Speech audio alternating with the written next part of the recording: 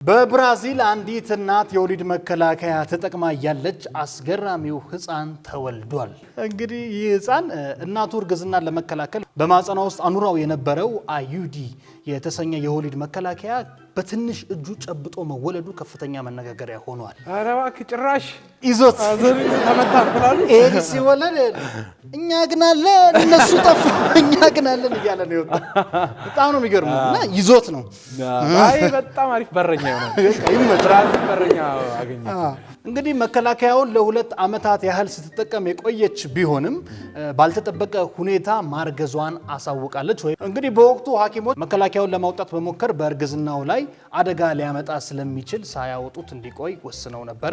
ይሁን እንጂ ህፃኑ ሲወለድ መከላከያውን በእጁ ይዞ መውጣቱ ራስ ይዞ ታውጣ ባለሙያዎችን ጭምር አስገርመዋል። ይሄ በጣም ደስ የሚል ነው። በቃ እናንተ አትልፉ እንዲህ ይዞ ነው እኮ ማያልፉት የለም እያለ ነው ዘያዙ እጅቦም እንዳይጀምር ህፃኑ መከላከያውን ይዞ የሚያሳይ ምስል በማህበራዊ ሚዲያ ላይ በፍጥነት እየተሰራጨ ሲሆን ብዙዎች ታጋይ ህፃን አሸናፊ ያበሻ ነው ገብቷቸው ወለዳለ ብሎ ታግሎ ይመጣ።